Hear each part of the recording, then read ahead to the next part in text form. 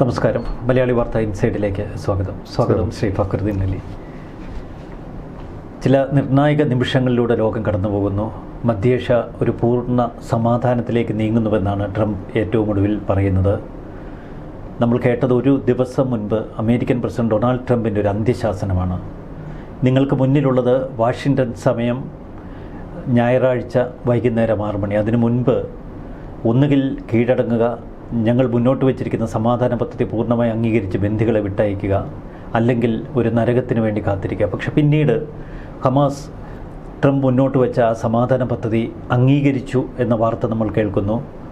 Qatar ഉൾപ്പെടെയുള്ള രാജ്യങ്ങളോട് തങ്ങളുടെ ചില സംശയങ്ങൾ ഹമാസ് പങ്കുവയ്ക്കുന്നു. ഇത് സ്ഥിരീകരിച്ചുകൊണ്ട് അമേരിക്കൻ പ്രസിഡന്റ് ഡൊണാൾഡ് ട്രംപിൻ്റെ കൂടുതൽ പ്രസ്താവനകൾ പുറത്തു വരുന്നു. ഒപ്പം ട്രൂത്ത് സോഷ്യൽ മീഡിയയിൽ അദ്ദേഹത്തിൻ്റെ കുറിപ്പും. ഇസ്രയേൽ വെടിനിർത്തൽ ഘട്ടത്തിലെത്തി എന്നാണ് ഏറ്റവും ഒടുവിൽ ഇസ്രയേലി മാധ്യമങ്ങൾ റിപ്പോർട്ട് ചെയ്യുന്നത്. ഒരു വെടിനിർത്തൽ സാധ്യമായാൽ മാത്രമേ പൂർണ്ണമായി ബന്ദികളെ അവിടെ നിന്ന് സുരക്ഷിതമായി മാറ്റാൻ കഴിയൂ എന്ന ഹമാസിൻ്റെ ആവശ്യം അത് മുൻനിർത്തി ട്രംപ് തന്നെയാണ് നെതന്യാഹുവിനോട് വെടിനിർത്താൻ ആവശ്യപ്പെട്ടിരിക്കുന്നത്. ബോംബിടൽ എത്രയും പെട്ടെന്ന് നിർത്താൻ ട്രംപ് നെതന്യാഹുവിനോട് ആവശ്യപ്പെടുന്നു. ഒരു സമാധാനത്തിൻ്റെ പാതയിലേക്കാണോ കാര്യങ്ങൾ നീങ്ങുന്നത്? താൽക്കാലികം മാത്രമാണ്. ഇതൊരു പെർമനൻ്റ് സൊല്യൂഷൻ ഇല്ല ഈ വിഷയത്തിൽ. തൽക്കാലം ഈ വെടിനിർത്തലുണ്ടാവും, കുറച്ചു കാലം സമാധാനം ഉണ്ടാവും, 5 വർഷത്തിനുള്ളിൽ അടുത്ത യുദ്ധം വരും. ഇതൊരു തരത്തിൽ പെർമനൻ്റ് സൊല്യൂഷനൊന്നുമല്ല. ഇത് താൽക്കാലികമായ വെടിനിർത്തലാണ്. 5 വർഷം കഴിയുമ്പോൾ ഇവിടെ വീണ്ടും അടുത്ത യുദ്ധം ഉണ്ടാവും. 5 വർഷം അതിനിടയ്ക്ക് ഇടയ്ക്കിടയ്ക്കുള്ള പൊട്ടിത്തെറിയുണ്ടാവും. പലസ്തീൻ വിഷയം 1949 തൊട്ട് നിങ്ങൾ ഫോളോ ചെയ്താൽ നിങ്ങൾ കാണുന്നതാണ്. 5-10 വർഷത്തിന് ഗ്യാപ്പുകൾക്കിടയിൽ ഒരു വലിയ യുദ്ധം ഉണ്ടാവും. അതിനിടയ്ക്ക് ചെറിയ പൊട്ടലുകളുണ്ടാവും. ഈ ഓരോ യുദ്ധം കഴിയുമ്പോൾ ഇസ്രായേൽ കൂടുതൽ ശക്തരായി വന്നതാണ്. അതാണ് പിന്നെ നമ്മൾ ചില പുരാണ കഥാപാത്രങ്ങളൊക്കെ നമ്മൾ കണ്ടിട്ടില്ലേ, ഓരോ തുള്ളി രക്തം വീഴുമ്പോൾ അതുപോലെ തന്നെ വേറെ രാക്ഷസനുണ്ടായി വരും എന്ന് പറയും. രക്തബീജനം, അങ്ങനത്തെ അയാളെ ഇന്ത്യൻ മിത്തോളജിയിൽ അങ്ങനെയുടെ പേര്. ഗ്രീക്കുകാർക്ക് ഇത്തരം കഥകളുണ്ട്. അതേപോലെ ഇസ്രായേൽ ഓരോ യുദ്ധത്തിൽ ബ്ലീഡ് ചെയ്യുമ്പോൾ അവർ കൂടുതൽ ശക്തരായിട്ട് വരികയാണ്. അറബികൾ കൂടുതൽ ദുർബലരായിട്ട് വരികയാണ്. ഇസ്രായേലിനെ സംബന്ധിച്ചിടത്തോളം അവരുടെ ആത്യന്തികമായ ലക്ഷ്യം ഒരു ഇതാണ്, വിശാല ഇസ്രായേൽ എന്നുള്ള സ്വപ്നമാണ്. അതിൽ നൈൽ നദി തൊട്ട് ടൈഗ്രീസ് നദി വരെയുള്ള, അല്ലെങ്കിൽ മെഡിറ്ററേനിയൻ തൊട്ടിട്ട് ടൈഗ്രീസ് യൂഫ്രട്ടീസ് നദി വരെയുള്ള പ്രദേശങ്ങൾ കൂട്ടിച്ചേർത്ത് ഒരു വലിയ ഇസ്രായേൽ ഉണ്ടാക്കുക എന്നുള്ളതാണ് അവരുടെ ലക്ഷ്യം. പ്രഖ്യാപിത ലക്ഷ്യം അതാണ്. സയനിസ്റ്റ് മൂവ്മെൻറ്റിൻ്റെ രാജ്യം എന്ന രീതിയിൽ ഇപ്പോൾ അവർ ഓപ്പണായി പറയുന്നില്ല. കാരണം ഓപ്പണായി പറയാൻ പറ്റില്ല, അത് യുഎന്നൊക്കെ എതിരായി മാറും. അതുകൊണ്ട് അവർ പറയുന്നില്ല നാമത്തിൽ.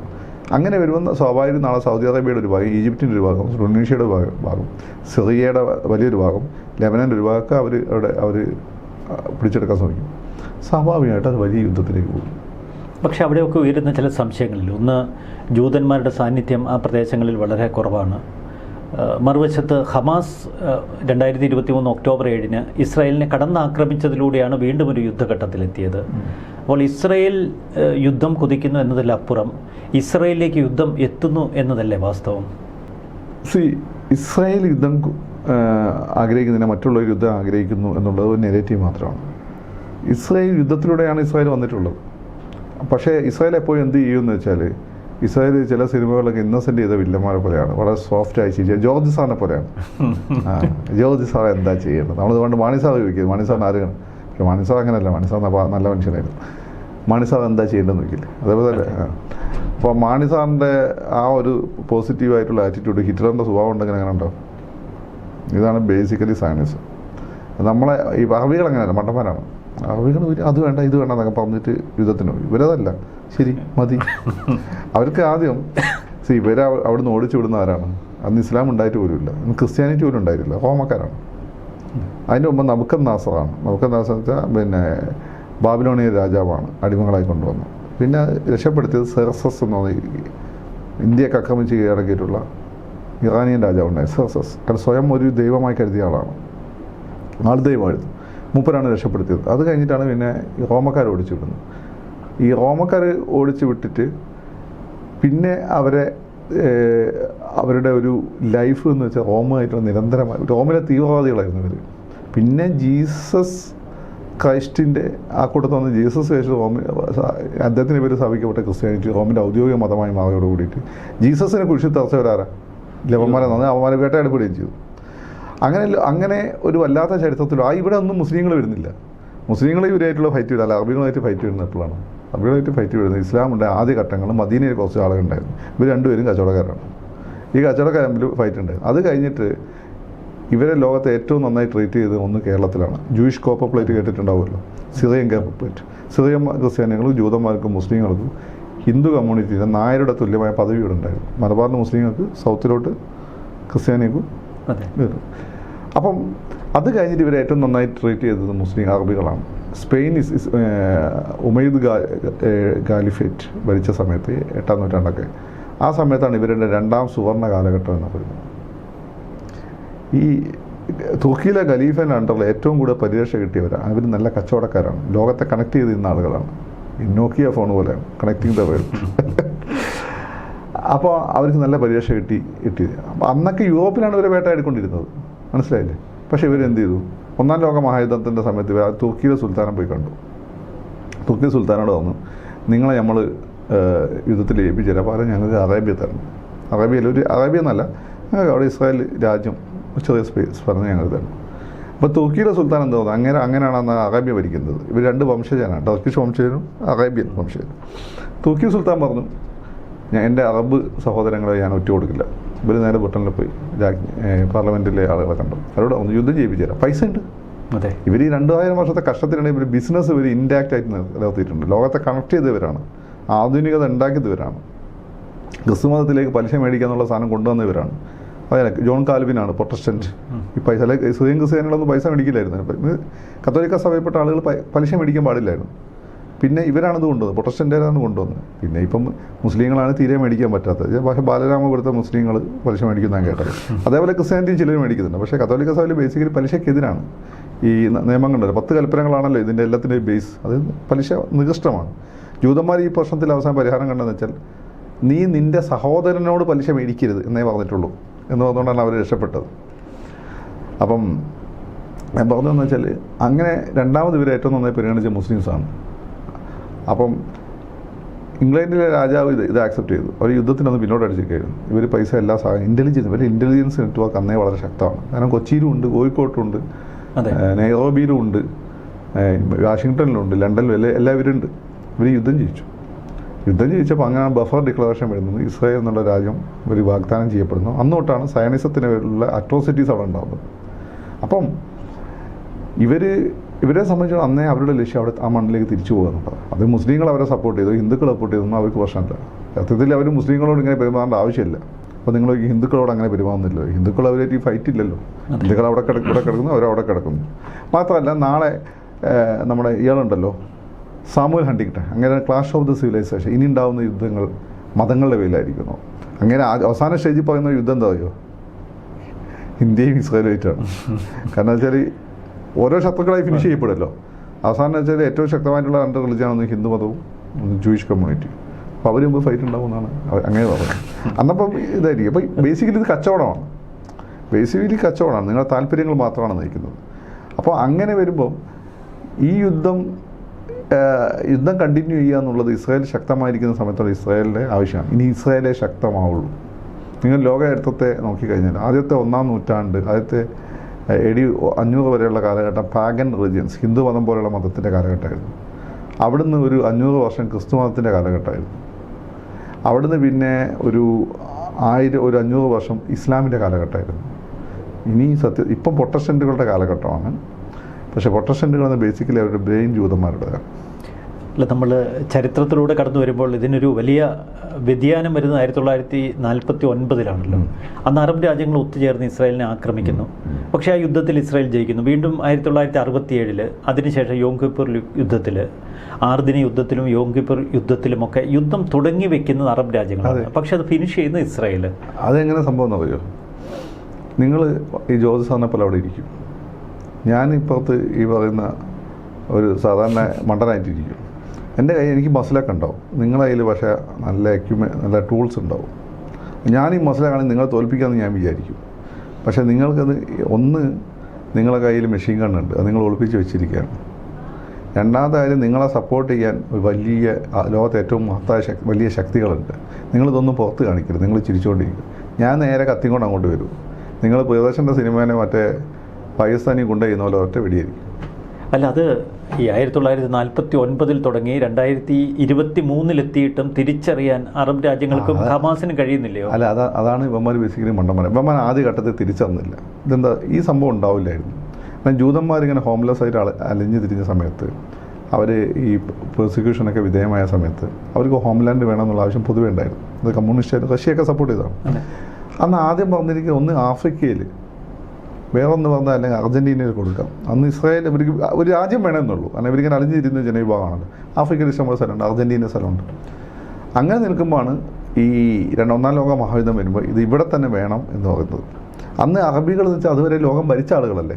ഒന്നാം ലോക മഹായുദ്ധത്തോട് കൂടിയിട്ടാണ് ഈ മുസ്ലിം ആധിപത്യം തകരുന്നത്. പക്ഷെ അവിടെ മറ്റൊരു കഥയും കൂടിയില്ല. 1920-കളിൽ ലോകത്തിൻ്റെ പല ഭാഗങ്ങളിൽ നിന്ന് വളരെ തന്ത്രപൂർവ്വം ജൂതന്മാർ ഇപ്പോഴത്തെ ഇസ്രയേൽ മണ്ണിലെത്തി അന്നത്തെ അത് കൈവശപ്പെടുത്തിയിരുന്ന പലസ്തീനികളോട് ഈ സ്ഥലം വിലയ്ക്ക് വാങ്ങി ആ ഭൂവിസ്തൃതി കൂട്ടി തങ്ങളുടെ ഒരു വലിയ ഭൂപ്രദേശം അവർ സൃഷ്ടിച്ചെടുക്കുമ്പോൾ ഈ അറബികൾ തിരിച്ചറിഞ്ഞില്ലയോ?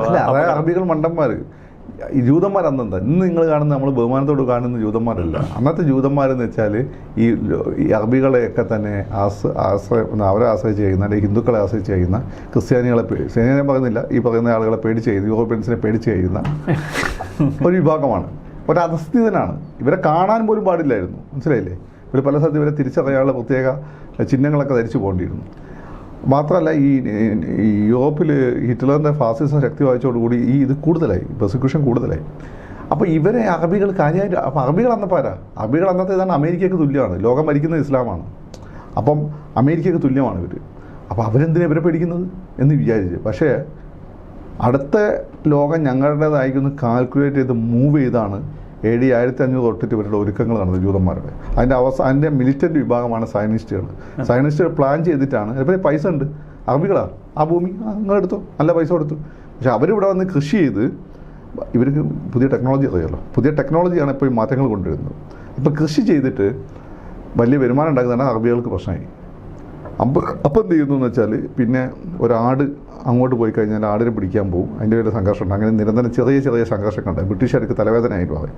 അങ്ങനെയാണ് ഫൈനലി എന്ത് ചെയ്യുന്നത്, ഈ 49 ആകുമ്പോഴേക്ക് വൻതോതിൽ യൂറോപ്പിൽ നിന്നുള്ള ജൂതന്മാരുടെ ഒരു കുടിയേറ്റം അങ്ങോട്ട് വരും. എങ്കിൽ പോലും അന്നും അറബികളാണ് ഭൂരിപക്ഷം. പിന്നെ ഫൈനലി UN ഇടപെട്ട് ആദ്യം എന്താ പറഞ്ഞത്? ആദ്യം പറഞ്ഞതെന്ന് വെച്ചാൽ ഈ നവേദ് മരുഭൂമി ഉൾപ്പെടെയുള്ള 60% നിങ്ങൾക്ക് തരാം, അറബികൾക്ക് തരാം, ഇവർക്ക് 40% കൊടുക്കാം. അറബികൾ സമ്മതിച്ചില്ല. അറബികൾ വന്നാൽ ശരിയാവില്ല. എന്താണെന്ന് വെച്ചാൽ ഈ വെസ്റ്റ് ബാങ്ക് ഗാസയൊക്കെ ഫെർട്ടൈലാണ്, മരുഭൂമിയല്ല. അപ്പോൾ ജൂൻ തിരിച്ചിട്ടു. ഞാൻ പറഞ്ഞൊരു കാര്യം ചെയ്യാം, 60% അവർക്ക് കൊടുക്കാം, 40 ഇവർക്ക് നിങ്ങൾക്ക് തരാം. അല്ല അതും അറബികൾക്ക് പറ്റില്ല. ഞങ്ങൾ യുദ്ധം ചെയ്ത് മേടിച്ചോളാം ഈ മണ്ടന്മാർ വിചാരിച്ചു. അപ്പോൾ ഈ മണ്ടന്മാർ നിരന്തരം യുദ്ധം ചെയ്തുകൊണ്ടിരുന്നു. പിന്നെയാണ് അവർക്ക് മനസ്സിലായത്, ഈ യോം കിപ്പർ വാറൊക്കെ കഴിഞ്ഞപ്പോഴാണ് മനസ്സിലായത് നടക്കില്ല. അതോടുകൂടിയിട്ടാണ് ഈജിപ്തും ജോർദാനും ഒക്കെ കളം മാറ്റിയത്. പക്ഷേ ആ സമയത്തേക്ക് ആയുധ കച്ചവടക്കാർക്ക് ഒരു സാധനം കിട്ടിയിരുന്നു. ലോകത്തെല്ലായിടത്തുള്ള മുസ്ലിം തീവ്രവാദത്തിനും ന്യായീകരണം പറയുന്ന സാധനമാണ് ഈ സാധനം. അവർ പല ഘട്ടങ്ങളിലും ഈ യുദ്ധത്തിന് കാരണമാക്കിയിട്ടുണ്ട്, ഫണ്ടിങ് ഒക്കെ പോയി. ഇപ്പോൾ ഈ പറയുന്ന നിങ്ങൾ പറയുന്ന ഈ ഹമാസിന് ആരാണ് ഉണ്ടാക്കിയത്? മൊസാദ് ഉണ്ടാക്കിയതാണ്. പാലസ്തീൻ ലിബറലൈസേഷൻ ഓർഗനൈസേഷൻ തകർക്കാൻ വേണ്ടിയിട്ട് ഉണ്ടാക്കിയതാണ്. അപ്പം ആരാതിൻ്റെ നടുവ് കളിച്ചത്? ഇവരെ സപ്പോർട്ട് ചെയ്ത ആരാണ്? ഇസ്രായേൽ തന്നെയാണ്. ഇസ്രായേൽ തന്നെയാണ്. അല്ലെങ്കിൽ ഒരു യുദ്ധം ഉണ്ടെങ്കിൽ മാത്രമേ ഇസ്രായേലിന് ന്യായീകരണങ്ങളുള്ളൂ. ഓരോ യുദ്ധം കഴിയുമ്പോൾ ഇസ്രായേലിന് കൂടുതൽ പ്രദേശങ്ങൾ കിട്ടുകയാണ്. അല്ല അറബി മണ്ടന്മാർ മറ്റേ 40 അംഗീകരിച്ചിട്ട് ഈ പ്രശ്നമല്ലല്ലോ. അല്ലേ, അതേ തന്ത്രമാണല്ലോ. ഇപ്പോൾ ഗസ മുൻപ് പൂർണ്ണമായി ഇസ്രായേൽ ഇപ്പോൾ കീഴടക്കി വിജയിക്കുമ്പോൾ വലിയൊരു ബഫർ സോൺ, അതിലപ്പുറം വളരെ സുരക്ഷിതമായ ഇസ്രായേൽ മേഖല, ഇസ്രായേലിന്റെ അതിർത്തി തന്നെ പുനർനിർണ്ണയിക്കപ്പെടുകയാണ്. കൂടുതൽ പ്രദേശങ്ങൾ അവർ നേടിയെടുക്കുകയാണ്. ഫൈനലി ഗാസയും സിറിയയുടെ അതിർത്തി ഇപ്പോൾ അവർ പുനർനിർണ്ണയിച്ചു. അതിപ്പോൾ ഔദ്യോഗികമായി ഫൈനലി അൽഷാർ അംഗീകരിക്കുന്നു. ഫൈനലി അൽഷാറിനെ അവർ സൃഷ്ടിച്ചു വിട്ടല്ലേ. ഈ ഫൈനലി ഗാസയും ഫൈനലി വെസ്റ്റ് ബാങ്ക് ഇസ്രായേലിൻ്റെ ഭാഗമാവും. അവിടെയുള്ള അറബികൾക്ക് പരിമിതമായ ഓട്ടോണമി, ഇതാണ് തൽക്കാലം വരാൻ പോകുന്നത്. അറബികൾക്ക് പരിമിതമായ ഓട്ടോണമി നൽകും. ഇതാണ് അവിടെ വരാൻ പോകുന്നത്. അപ്പോൾ ഇസ്രായേലിനെ സംബന്ധിച്ചിട്ട് ഈ സംഘർഷം നിലനിർത്തേണ്ടത് അവിടെയുള്ള ഭരണകൂടത്തിന് ആവശ്യമാണ്. ഈ അക്രമം തന്നെ മൊസാദ് പ്ലാൻ ചെയ്തല്ല. അവിടെ മൊത്തം കൺഫ്യൂഷനാണല്ലോ. മൊസാദ് ഗവൺമെൻറ്റിനെ കുറ്റം പറയുന്നു, ഗവൺമെൻറ് മൊസാദിനെ കുറ്റം പറയുന്നു. അല്ല, 2023 ഒക്ടോബർ 7 ആക്രമണം പൂർണ്ണമായും ഹമാസ് സൃഷ്ടിയല്ലേ? അതിന് അല്ല. ഇസ്രായേലിലെ സർവൈലൻസ് സംവിധാനത്തെ പറ്റി എന്നാൽ നിങ്ങൾക്ക് മനസ്സിലായത് പോസിബിൾ അല്ല.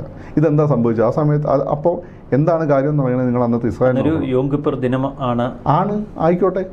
വിശുദ്ധ ദിനം സാധാരണയായി സൈനികരുൾപ്പെടെ ആഘോഷങ്ങളിൽ ഈ വൈകുന്നേരങ്ങളിൽ ആഘോഷങ്ങളിലാകും. ഇതൊരു ദിവസം കൊണ്ട് പ്ലാൻ ചെയ്തല്ല. അവന്മാർ കുറേ സൈറ്റ് മറ്റേ സാധനം കൊണ്ട് കറങ്ങിക്കൊണ്ടിരുന്നു. എന്താണ് ഈ പറയുന്ന പേരുണ്ടല്ലോ, പാരച്ചൂട്ടല്ല, മറ്റേ സാധനം ഗ്ലൈഡറുമായിട്ട് കറങ്ങിക്കൊണ്ടിരുന്ന ഏരിയയിൽ.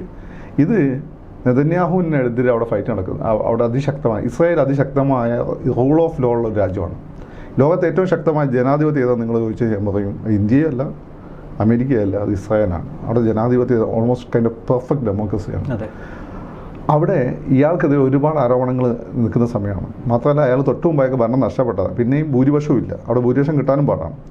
ഈ സമയത്താണ് ഈ അറ്റാക്ക് നടക്കുന്നത്. അപ്പോൾ അവിടെ ജയിലിൽ പോകാതിരിക്കുന്ന നെതന്യാഹുവിനൊരു കാരണം വേണം. 2, മൊസാദിന് ഇവന്മാർക്ക് എന്ത് വേണം? ഹമാസിന്. അവിടെ ഈ പ്രശ്നത്തിന് നമ്മളെന്തൊക്കെ കുറ്റം പറഞ്ഞാലും ഞാൻ ഈ ട്രംപിനെ റെസ്പെക്ട് ചെയ്യുന്നൊരു കാര്യം, അയാൾ ഈ പ്രശ്നത്തിന് ഒരു പരിഹാരം വേണം, അങ്ങനെ നൊബൽ സമ്മാനം കിട്ടണമെന്ന് ആഗ്രഹിക്കുന്നുണ്ട്. അതിന് വേണ്ടിയിട്ടാണ് അവർ നമ്മളെ ഈ 3 കൂട്ടരെയും കൂടി കൂട്ടിയിട്ട് ഒരു അക്കോർഡ് ഉണ്ടാക്കി. അതായത് ഈ GCC രാജ്യങ്ങൾ മുസ്ലിങ്ങളെ റെപ്രസെൻ്റ് ചെയ്യുന്നു, അമേരിക്ക ക്രിസ്ത്യാനിറ്റിയെ റെപ്രസെൻ്റ് ചെയ്യുന്നു. ഇവരാണല്ലോ ലോകത്ത് ഏറ്റവും കൂടുതൽ പ്രശ്നം ഉണ്ടാക്കുന്ന 3 സാധനം ഈ സാധനങ്ങളാണല്ലോ. അപ്പം രണ്ടാമത് ഇസ്രായേൽ ഈ ജൂതന്മാരെ റെപ്രസെൻ്റ് ചെയ്യുന്നു. ഇത് വന്നു കഴിഞ്ഞാൽ ഹമാസില്ല, പലസ്തീനില്ല.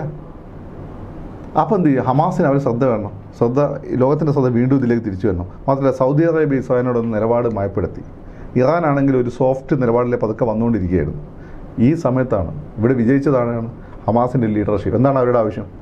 അവരെ സംബന്ധിച്ചിടത്തോളം അവിടെ ജനങ്ങളല്ല, ഇവരുടെ മക്കൾക്കും ഇവന്മാർക്കും തിന്നു കുടിച്ച് ഖത്തറിലും യൂറോപ്യൻ രാജ്യങ്ങൾ അർമാദിച്ച് നടക്കണം. അവിടെയുള്ള പാവങ്ങൾ പട്ടിണി കിടന്ന് ചാവണം.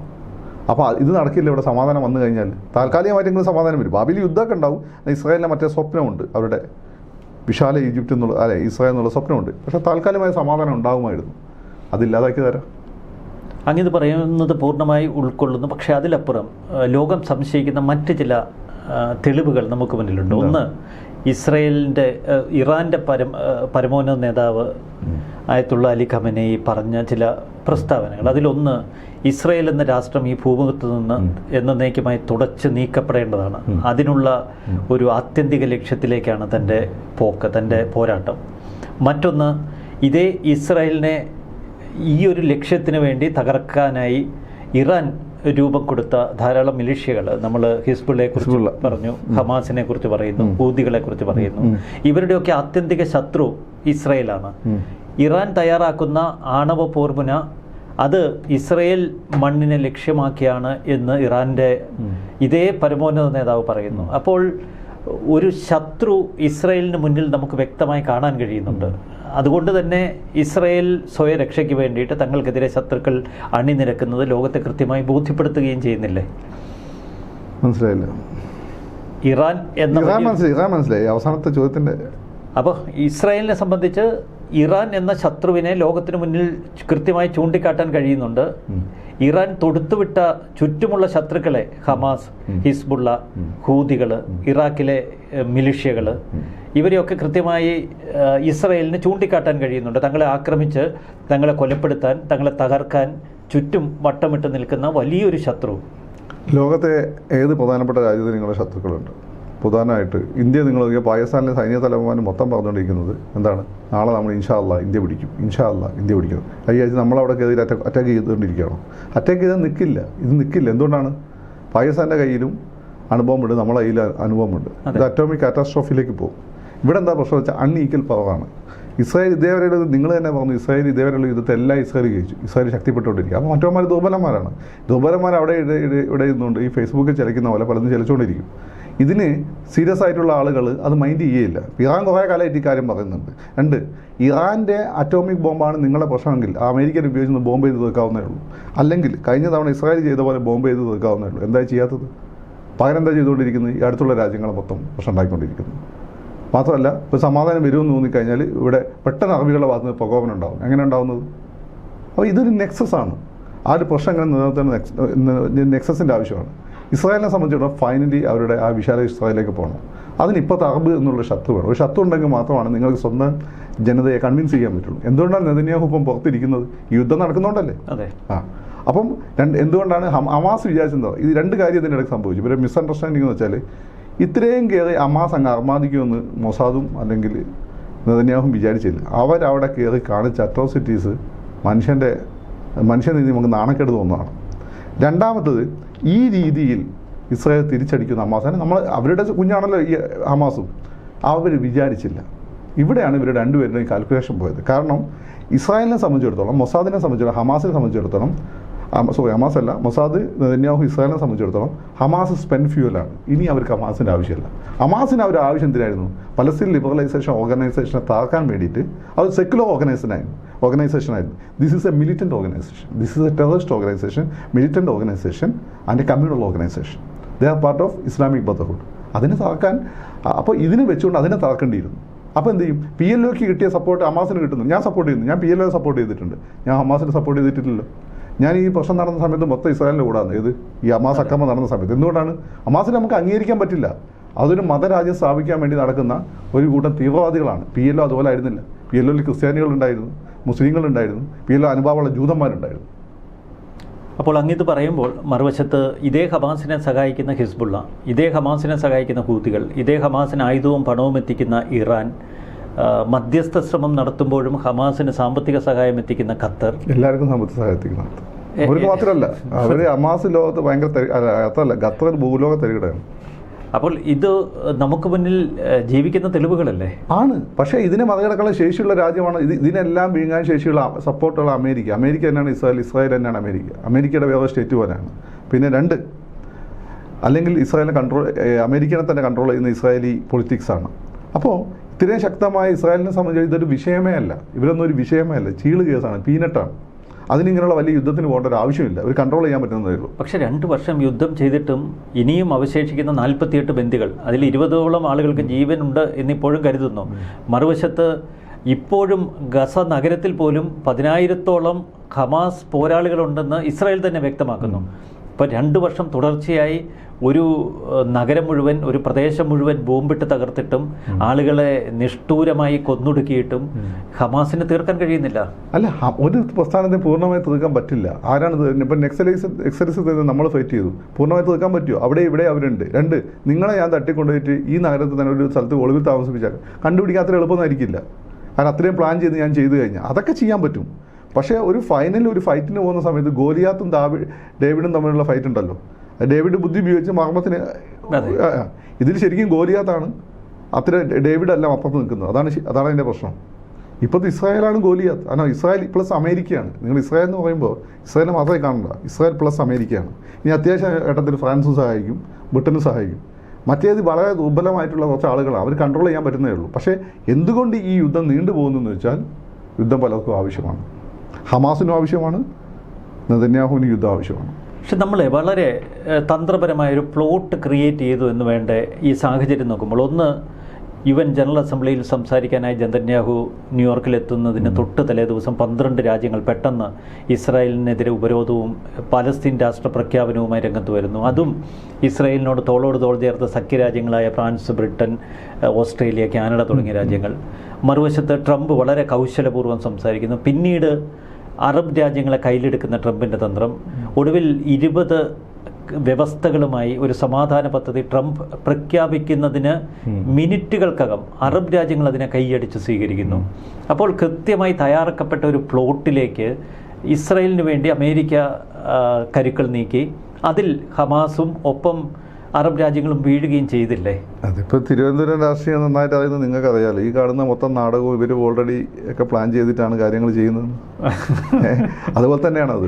ഇത് 2 കാര്യങ്ങളാണ് സംഭവിച്ചിട്ട്. ഒന്ന്, ഈ ലോക രാജ്യം 160ഓളം രാജ്യങ്ങൾ ഇപ്പം പലസ്തീനെ സപ്പോർട്ട് ചെയ്യുന്നു എന്ന് പറയും. അതൊരു കാരണം എന്ന് വെച്ചാൽ, ഒന്ന്, അറബികളുടെ പണമാണ്, അറബികൾ നല്ല പൈസയുണ്ട്. ഒന്ന്, അതിൻ്റെ ഒരു മാനിപ്പുലേഷൻ നടക്കുന്നത്. രണ്ടാമത്തെ കാര്യം എന്ന് വെച്ചാൽ, 1,00,000-ഓളം ആളുകൾ മരിച്ചപ്പം അത് ആളുകൾക്ക് ഉണ്ടാക്കുന്ന സങ്കടമുണ്ട്. അതൊരു വിഷയമാണ്.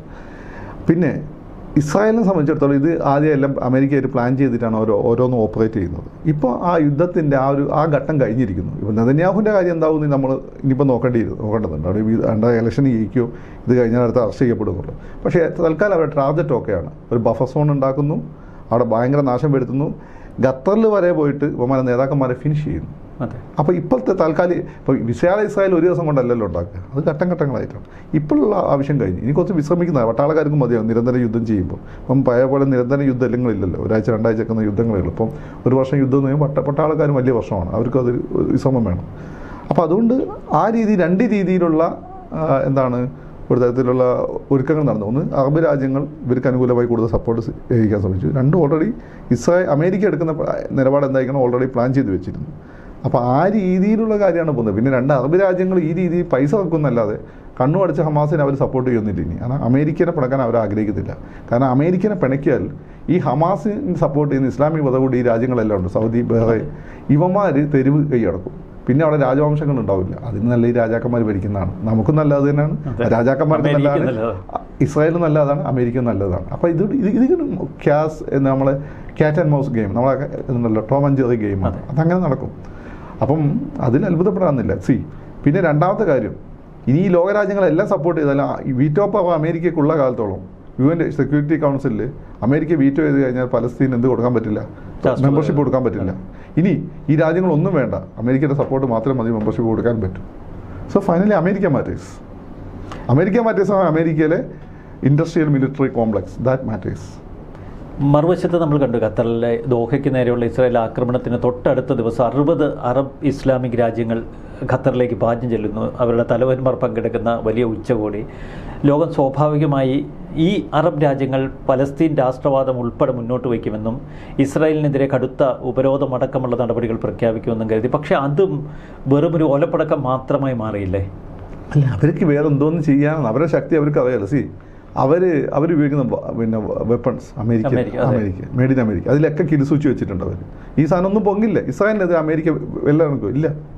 അല്ലെങ്കിൽ ഇന്ത്യനെ പോലെ നിങ്ങൾ ഇൻഡിപെൻഡൻ്റ് ആവാൻ ശ്രമിക്കും. നിങ്ങൾ തേജസ് കണ്ടുപിടിക്കുക, നിങ്ങൾ സ്വന്തം മെഷീൻ ഗൺ കണ്ടുപിടിക്കുക, നിങ്ങൾ റഷ്യനെ കൂടെ ഡിപ്പെൻഡ് ചെയ്യും, നിങ്ങൾ ഫ്രാൻസിനെ ഡിപ്പെൻഡ് ചെയ്യും, ചെയ്യുന്നില്ലല്ലോ. അപ്പോൾ അതുകൊണ്ട് അവർക്ക് അറിയാം അവരുടെ. മാത്രമല്ല അമേരിക്കേൻ്റെ ഈ ഇസ്രായേലിൻ്റെയൊക്കെ സഹായത്തോടു കൂടി ഉണ്ടായി വന്നതാണ് ഈ രാജ്യങ്ങൾ മൊത്തം. സൗദി അറേബ്യ എന്ന രാജ്യം ഉണ്ടായിരുന്നു, അവിടെ തുർക്കി ഖലീഫാണ് ഭരിച്ചുകൊണ്ടിരുന്നത്. ഒന്നാം ലോക മഹായുദ്ധത്തിൽ തുർക്കി ഖലീഫ അറബ് സ്നേഹം കൊണ്ട് ഇവരെ ജൂതന്മാരെ മടക്കി അയച്ച സമയത്ത് ബ്രിട്ടൻ്റെ കൂടെ നിന്ന് അവിടെ തുർക്കി ഖലീഫയ്ക്കെതിരെ തീവ്രവാദ പോരാട്ടം നടത്തിയ ആളുകളാണ് ഈ അറബി മുസ്ലിങ്ങൾ. അതിന് നേതൃത്വം നൽകിയ ഒരാൾ നമ്മളെ മക്കയിലെ ഷെരീഫായിരുന്നു. ആ മക്കയിലെ ഷെരീഫിൻ്റെ ആശീർവാദത്തോടു കൂടിയിട്ടാണ് പിന്നെ ഫാമിലി ഓഫ് സൗദി അറേബ്യയിൽ അധികാരത്തിൽ വന്നത്. ഒന്നാം ലോക മഹായുദ്ധത്തിൻ്റെ മുമ്പ് നിങ്ങൾ നോക്കിക്കഴിഞ്ഞാൽ പണ്ട് പഠിക്കുന്ന സമയത്ത് നെതന്യാഹു പറഞ്ഞ പോലെ ജോർദാനില്ല, സൗദി അറേബ്യ ഇല്ല, ഖത്തറില്ല, UAE, ഇങ്ങനെ ഒരു സ്ഥലമില്ല, അറേബ്യയേ ഉള്ളൂ. അപ്പോൾ ഈ രാജ്യങ്ങളെല്ലാം തന്നെ ഇസ്രായേലിനെയും അമേരിക്കയെയും സപ്പോർട്ടോടുകൂടി വന്ന രാജ്യങ്ങളാണ്. മാത്രമല്ല ഇവരുടെ രാജവംശങ്ങൾ നിലനിൽക്കുന്നത് ഇവരെ സപ്പോർട്ടുള്ളതുകൊണ്ടാണ്. അല്ലെങ്കിൽ ഈ അറേബ്യയിലുള്ള ഇസ്ലാമിക് ബ്രദർഹുഡ് എന്നുള്ള സാധനം മതമൗലികവാദികളും മതവർഗീയവാദികളും അവരെ രാജ്യം കീഴടക്കും. പിന്നെ ലോകത്ത് ഒരിക്കലും സമാധാനം ഉണ്ടാവില്ല. ഇപ്പോൾ താൽക്കാലികമായെങ്കിലും ഹമാസ് ഒന്ന് നിർജീവമാകുമോ? താൽക്കാലികമായിട്ട്. പക്ഷേ അവന്മാർ ഓഫ് ഷൂട്ടുകൾ ഉണ്ടാവും, അല്ലെ അവരുണ്ടാവും മറ്റു പേര് അല്ലെ മറ്റൊരു ഉണ്ടായിക്കോളും, ആയുധ കമ്പനികൾ ഉണ്ടായിക്കൊള്ളും. നിങ്ങളെന്താ ഈ സംഭവം അല്ലെങ്കിൽ ലോകത്തുള്ള ഇസ്ലാമിക തീവ്രവാദം മൊത്തം ന്യായീകരണം ഉണ്ടായിക്കൊള്ളുന്ന സംഭവമാണ് ഈ പലസ്തീൻ പ്രശ്നം. ഈ സംഭവം ഇല്ലാതായി കഴിഞ്ഞാൽ പലതിൻ്റെയും ഫീസ് വരും. പിന്നെ അവിടെ ഒരുപാട് വാർലോഡ്സ് ഉണ്ട്, ഈ യുദ്ധം വിറ്റാണ് അവരും ജീവിക്കുന്നത്.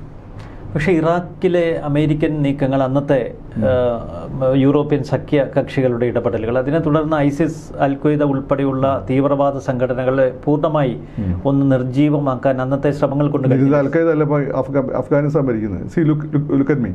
അഫ്ഗാനിസ്ഥാനിൽ ഈ നാളുകൾക്ക് താലിബാനികൾക്ക് അന്ന് എയർഫോഴ്സ് ഉണ്ടായിരുന്നില്ല. ഒന്നാന്തര എയർഫോഴ്സ് ഉണ്ട് അവിടെ. തജിക്കിസ്ഥാനെക്കാളും കസാഖിസ്ഥാനെക്കാളും തുർക്കിസ്ഥാനെക്കാളും വലിയ എയർഫോഴ്സ് ഉള്ളത് യുവമാർക്കാണ്. ആരുണ്ടായിക്കൊടുത്ത്? അമേരിക്ക ഉണ്ടായിക്കൊടുത്ത്. നിങ്ങൾ അത് മനസ്സിലാക്കി. നമ്മൾ വിചാരിക്കുന്നതല്ല, നമ്മളെ മുന്നിൽ നിങ്ങൾക്ക് അറിയാലോ തിരുവനന്തപുരത്തെ രാഷ്ട്രീയ നാടകം ഇതിന് ഇന്റർനാഷണൽ രൂപമാണത്.